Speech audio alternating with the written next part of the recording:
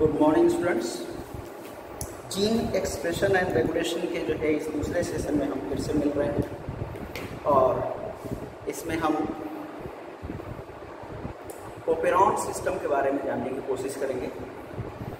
पिछले सेशन में जो है हमने डिफरेंट टाइप्स ऑफ जीन्स और उनके फंक्शंस की बात की थी और आज हम जो है ओपेरॉन सिस्टम को जानने की कोशिश करेंगे कि ओपेरॉन सिस्टम क्या होता है और ये कैसे वर्क करता है। इसको स्टार्ट करने के पहले एक बार फिर से हम आपको याद दिला दें, आप YouTube चैनल वाटर बायोलॉजी 95 को शेयर करो, सब्सक्राइब करो और बेल आइकन को टच करो जिससे कि आपको अपकमिंग वीडियोस के नोटिफिकेशन समय से मिलते रहें। कंप्लीट वीडियो देखो, जहाँ पर भी डाउट हो उस डाउट को फर्दर जो है मेरे साथ डिस्कस करो। एक बार देखो, अगर आपको लगता है कि पूरी तरह से समझ में नहीं आया, एक बार फिर से देखने की कोशिश करो और फिर जो है डाउट्स पे जो है हम डिस्कस करें, ठीक है। जिससे कि जो है वो जो फेस टू फेस या क्लासरूम टीचिंग की जो प्रॉब्लम है उस प्रॉब्लम उसको जो है हम दूर कर सकें, जो क्लासरूम टीचिंग के ना होने के कारण हमारे सामने जो है आ रही है।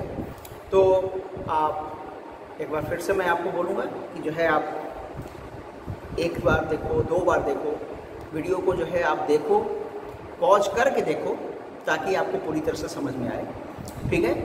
तो चलो स्टार्ट करते हैं हम सेकंड सेशन, जिसमें हम बात करेंगे जो है जीन एक्सप्रेशन एंड रेगुलेशन के अंडर जो है ओपेरॉन सिस्टम के बारे में। तो ये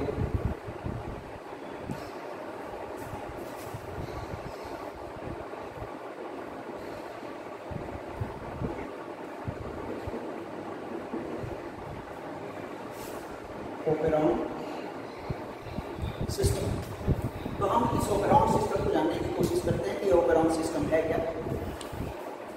एक्चुअली ओपेरॉन सिस्टम जो है वो एक यूनिट ऑफ जीन एक्सप्रेशन है, जो जीन एक्सप्रेशन के प्रोसेस को परफॉर्म करता है एज वेल एज उसे रेगुलेट करता है।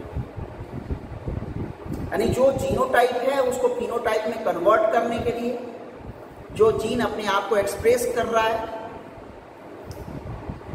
थ्रू ट्रांसक्रिप्शन एंड ट्रांसलेशन, तो उसको परफॉर्म करना है एज वेल एज उसको रेगुलेट करना है। ये दोनों फंक्शन जो है वो ओपेरॉन सिस्टम परफॉर्म करता है। ओपेरॉन सिस्टम जो है वो दो तरह के होता है। एक तो होता है इंड्यूसिबल ओपेरॉन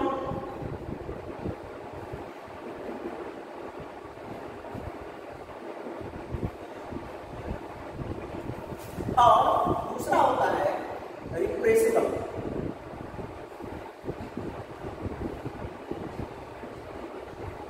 ओपेरॉन,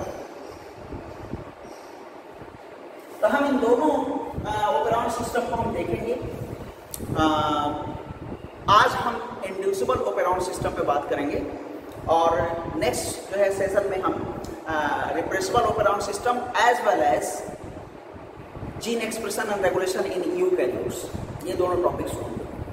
तो फिलहाल हम बात कर रहे हैं, क्योंकि जो है ये इंड्यूसिबल एंड रिप्रेसिबल ओपेरॉन जो हम पढ़ रहे हैं वो प्रोकैरियोटिक सेल्स के लिए पढ़ रहे हैं। ऑलरेडी पीछे हमने जो है पिछले सेशन में हमने बात की थी। तो इंड्यूसिबल ओपेरॉन क्या है और रिप्रेसिबल ओपेरॉन क्या है, पहले तो इन दोनों में डिफरेंस को हम जानते हैं कि डिफरेंस क्या है। देखो, इंड्यूसिबल ओपेरॉन जो होता है ये नॉर्मली, कल भी हमने बात की थी लेकिन फिर से बता रहे हैं, नॉर्मली ये जो है स्विच्ड ऑफ होता है और when the body requires it gets switched on. और रिप्रेसिबल ओपेरॉन जो होता है ये जस्ट अपोजिट होता है। नॉर्मली ये स्विच्ड ऑन होता है और when the body requires it gets switched off.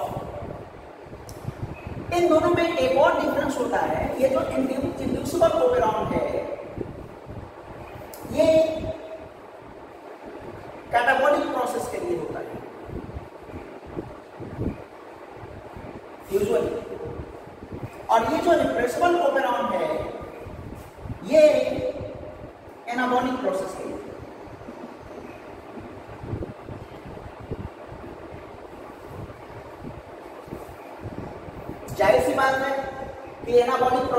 तो यहाँ पे एनर्जी कंज्यूम होगा, और कैटाबॉलिक प्रोसेस होगा तो यहाँ पे एनर्जी जो है रिलीज होगा। ठीक है, तो इंड्यूसिबल ऑपेरॉन और रिप्रेसिबल ऑपेरॉन में ये जो तीन जो मेजर डिफरेंसेस हैं, पहला inducible operon normally switched off होता है and when body requires it gets switched on. Repressible operon normally switched on होता है when body requires it gets switched off. दूसरा इंड्यूसिबल ऑपेरॉन जो है वो कैटाबॉलिक प्रोसेस के लिए होता है और रिप्रेसिबल ऑपेरॉन एनाबॉलिक प्रोसेस के लिए होता है।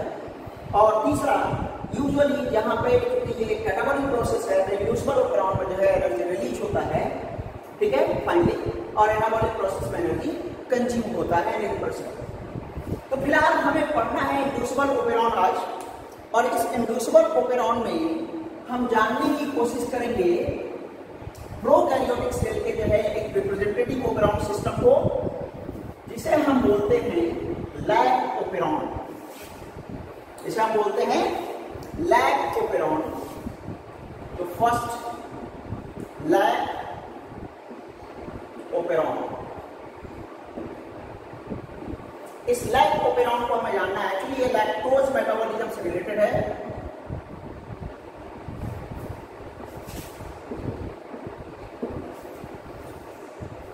लैक्टोज मेटाबॉलिज्म जब जो है प्रोकैरियोटिक सेल, खासतौर से एस्चेरिचिया कोलाई में अगर जब लैक्टोज का कॉन्सेंट्रेशन बढ़ता है सेल के अंदर, then body requires the breaking of this lactose into glucose and galactose.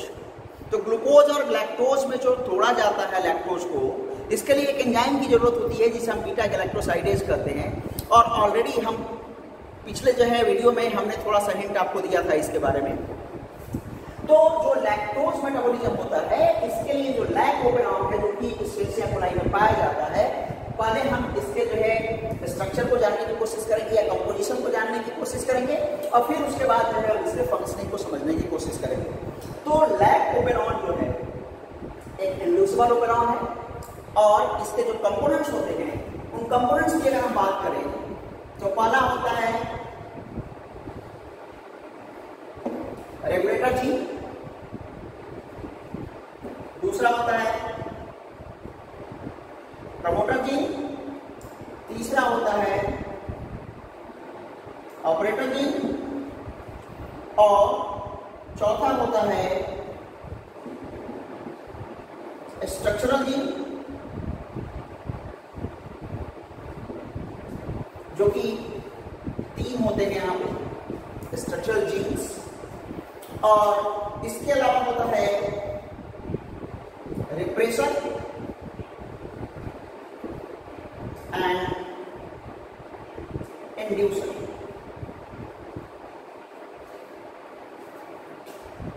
तो जो डिफरेंट जो है हमारे कंपोनेंट्स हुए लैग ऑपेरॉन के, उसमें रेगुलेटर है, प्रमोटर है, ऑपरेटर है, स्ट्रक्चरल जीन्स हैं, रिप्रेसर है एंड इंड्यूसर। तो ये जो है हमारे लैग ऑपेरॉन के डिफरेंट कंपोनेंट्स हैं। इनके फंक्शंस को जानने की हम कोशिश करते हैं। रेगुलेटर जीन जो होता है ये रिप्रेसर को जो है प्रोड्यूस करता है। रिप्रेसर क्या है? एक प्रोटीनेशियस सब्सटेंस। रिप्रेसर जो है एक प्रोटीनेशियस सब्सटेंस है जिसको प्रोड्यूस करता है रेगुलेटर थ्रू मैसेंजर आरएनए। यानी रेगुलेटर एक पर्टिकुलर मैसेंजर आरएनए को ट्रांसक्राइब करेगा, that messenger RNA will be responsible for the synthesis of a proteinaceous substance called as repressor. Promoter ये वो जीन है जिसके साथ जो है आरएनए पॉलीमरेज जो है अटैच होता है, यानी आरएनए पॉलीमरेज के लिए बाइंडिंग साइट या जो है रिकॉग्निशन साइट होता है ये। ऑपरेटर जीन जहां से होकर के आरएनए पॉलीमरेज के लिए पैसेज मिलता है ताकि वो स्ट्रक्चरल जीन्स तक जाए और वहां पर जो है ट्रांसक्रिप्शन के प्रोसेस को परफॉर्म करें। रिप्रेसर स्विच ऑफ पोजीशन में ऑपरेटर जीन के साथ जो है बाइंड अप हो जाता है और रिप्रेसर ऑपरेटर कॉम्प्लेक्स का फॉर्मेशन करता है that breaks the journey of RNA polymerase from promoter to the structural genes. अभी हम मैकेनिज्म में इसको जो है ठीक से समझेंगे तो वहां समझ में आएगा। और इंड्यूसर ये इंड्यूसर इस रिप्रेसर को जो है ऑपरेटर से हटाता है ताकि जो है आरएनए पॉलीमरेज आगे जा सके और हमारा जो ओपेरॉन सिस्टम है, लैक ओपेरॉन सिस्टम है, वो स्विच्ड ऑन हो सके। तो these are the different components. ये कंपोनेंट्स हमने देख लिए। अब हम बात करेंगे मैकेनिज्म ऑफ लैक ओपेरॉन की, कि how the lac operon works, how it gets switched on, how it gets switched off. तो चलो हम देखते हैं।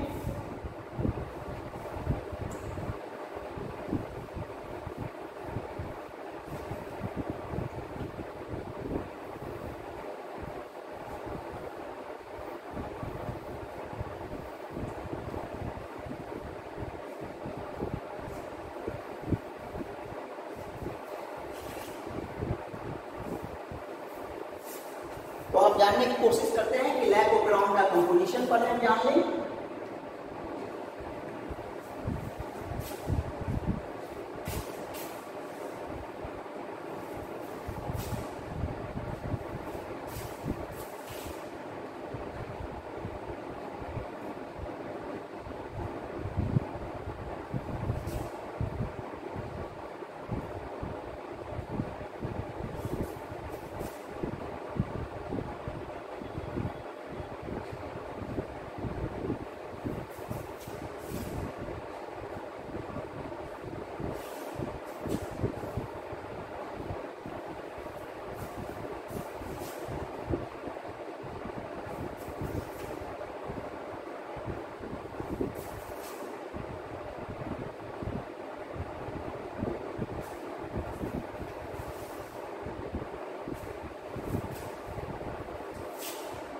देखो ये जो है रेगुलेटर है, ये प्रमोटर है,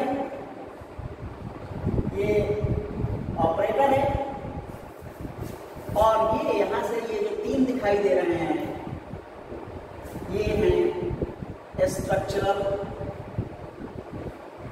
जीन्स। तो ये टोटल हमारा ओपेरॉन सिस्टम का जो है एक यूनिट है, जो जीन एक्सप्रेशन की यूनिट है। और जैसा कि आपको पता है कि प्रोकैरियोटिक सेल्स जो होते हैं पॉलीसिस्टोनिक होते हैं, और ये पॉलीसिस्टोनिक जो है जीन्स जो है यहाँ पे दिखाई दे रहा है, जिसमें कि तीन सिस्टम दिखाई दे रहे हैं, Z, Y and A। These are the three structural genes found in this operon system और unit of the gene expression. तो ये तीन जो है हमारे स्ट्रक्चरल जीन्स हैं, और ये पॉलीसिस्टोनिक जो है लैक ओपेरॉन है। यहाँ पर जो जब स्विच्ड ऑफ पोजीशन होता है, when the position is switched off, when the position is switched off, यहाँ पे हम लिख लेते हैं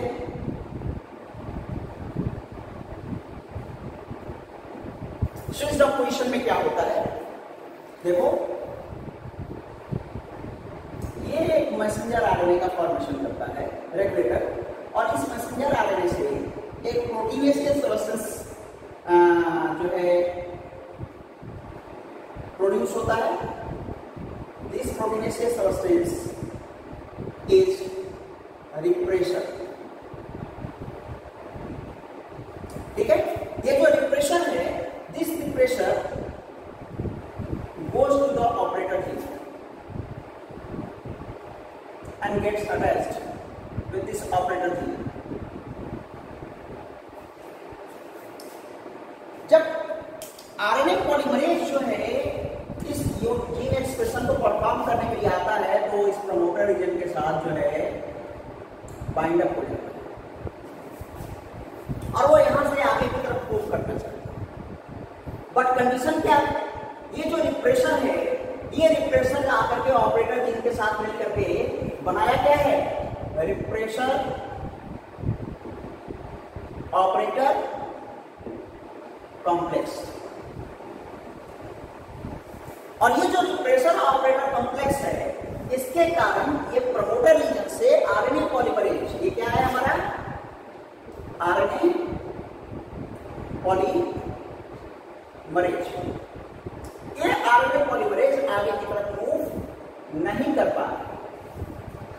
जब ये आगे की तरफ मूव नहीं करेगा तो स्ट्रक्चरल जीन्स तक आएगा नहीं, और जब ये स्ट्रक्चरल जीन्स तक आएगा नहीं तो ये स्ट्रक्चरल जीन्स जो है अपने कॉरेस्पॉन्डिंग आरएनए का फॉर्मेशन नहीं कर पाएंगे। तो आरएनए का फॉर्मेशन नहीं हो पाएगा और then this condition is called switched off. And in this condition this operon system or this unit of expression is not doing work. This is the switched off position. What happened for the changing of this switch off position to the switch on? क्या होगा जब हमसे switch off को जो है switch on में convert करना होगा?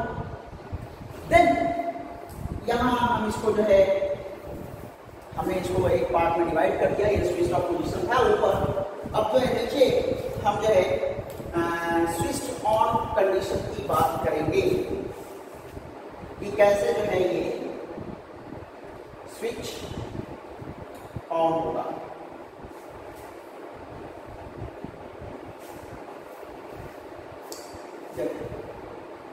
चलो देखते हैं फिर से हम स्विच ऑन पोजीशन में क्या होता है। फिर से हमें जो है इसी जीन के यूनिट एक्सप्रेशन यूनिट को लेना है, ठीक है, और इस जीन एक्सप्रेशन यूनिट को लेकर के हम चलने की कोशिश करेंगे। दिस इज द आर, ठीक है, और जो है यहां से ये हो गया पी, ये हो गया ओ, ये हो गया जेड, ये हुआ वाई और ये ए, ठीक है। यहां पर एक इंड्यूसर की जरूरत है। इंड्यूसर है क्या? ये इंड्यूसर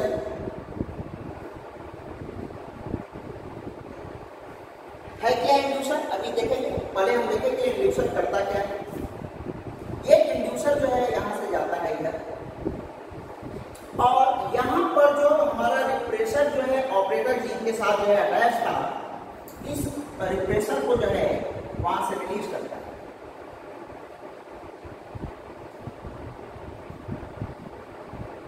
और रिलीज करके इंड्यूसर रिप्रेसर कॉम्प्लेक्स बनाता है।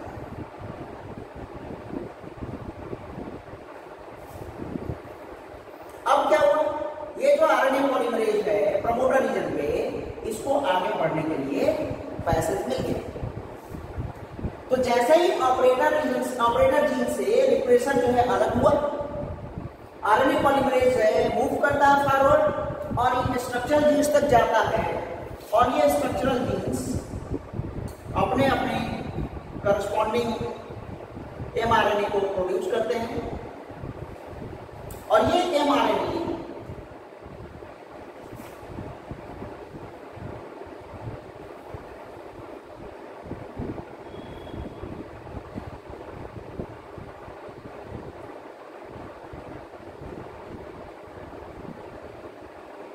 बीटा ग्लाइकोसाइडेज, ये परमिएज